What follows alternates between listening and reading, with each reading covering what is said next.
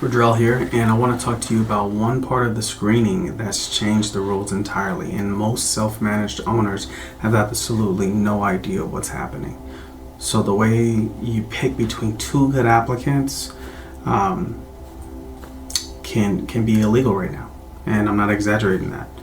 And if you're lining up applicants and picking your favorite, well, you need to go back a couple steps because that's just not going to be able to work.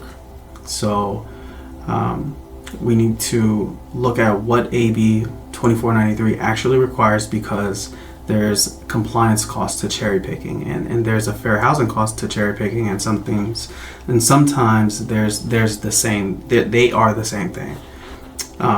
Here's what the statute says, and I'm going to be specific because being vague is dangerous. So AB 2493 requires you to process applications in order that you receive them, and to rent the first applicant who meets those written criteria.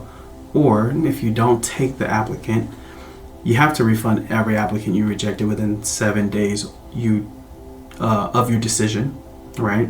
Or 30 days of their application date, whichever is sooner.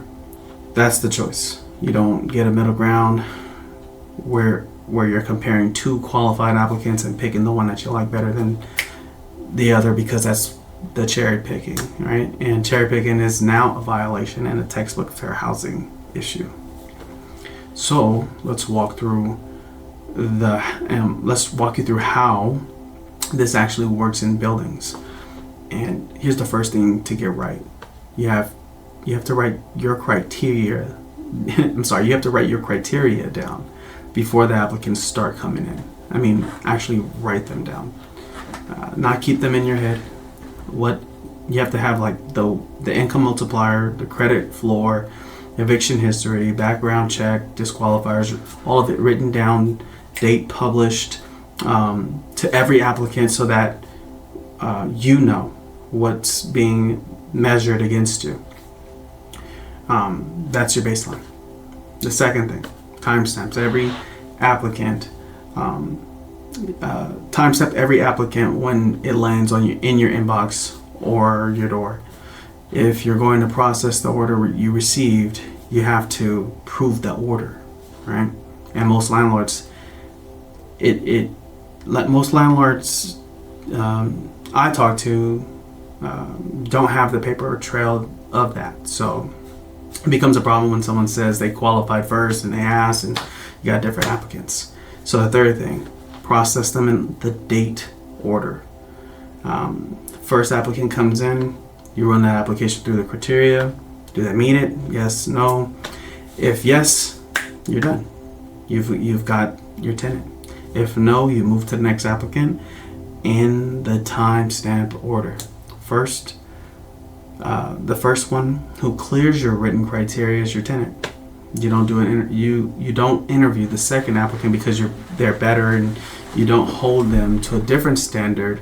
You don't ask yourself, do I like this person more, or process strictly by the order. You just process strictly by the order that it was received in a timestamp order.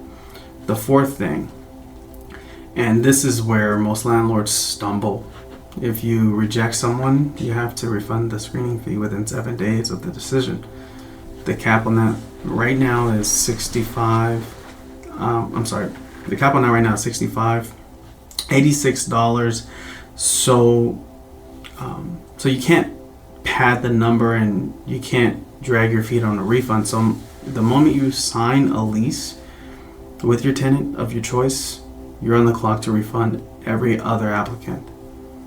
Here's what most landlords get, why they get this wrong. They line up to qualify for the applicants.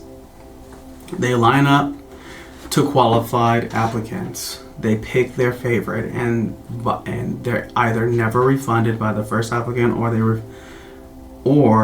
they refund them later, or they refund them by but they keep a note on their file that says the first person is marginally qualified, even though they obviously weren't. And now you've got a paper trail, and that shows they've made a pretextual call, or they process both applicants, but they change their criteria after they see the applications, so they disqualify the first person on standards on that wasn't even written criteria that you published, and that's also a violation. You know better, so do better. It's important right now that I pause at this talk point, because I'm going to give you something very important, because I want you to be because I want to be real direct with you on something that is it's not about judgment, but it's about protection. The Fair Housing Compliance, they don't require intent, right? Like, you don't have to be trying to be discriminatory. All it requires is that you made a decision that impacts the protected class person, and you can't explain the decision through neutral consensual applied standard. So if you cherry picked, even if you think that you had a good reason, and even if the good reason has nothing to do with the same race or someone's race or national origin or family status, a smart attorney will look at your file and they'll say, why'd you reject this applicant? And if the answer is because I like the other person better, you're exposed. And here's what kills it. If you didn't timestamp your application, if you didn't write down your criteria first, if you didn't keep the decision logged, then you can't prove it was neutral. You just can't. So the insurance here isn't that you hire me. The insurance is that you have a practice so that no attorney would take the case in the first place, because you can show every step. The way I run this in Concord, and maybe this applies to your portfolio, is timestamp everything electronically. We use a system that auto dates the applications. We print a copy of the file. We process the stack in order every single time, no exceptions. There are no, I'm going to circle back with the first one, or anything like that. We start at the top, we go to the bottom by timestamp. Then I keep a one-line decision log next to each applicant that just says meet criteria or did not meet the criteria. Nothing more, just that. No editorials, no color commentary. Just did they or did they not, and that protects me, and it protects the applicant, because if everything comes up later, if anything comes up later, I can show the whole stack and the decision made cleanly.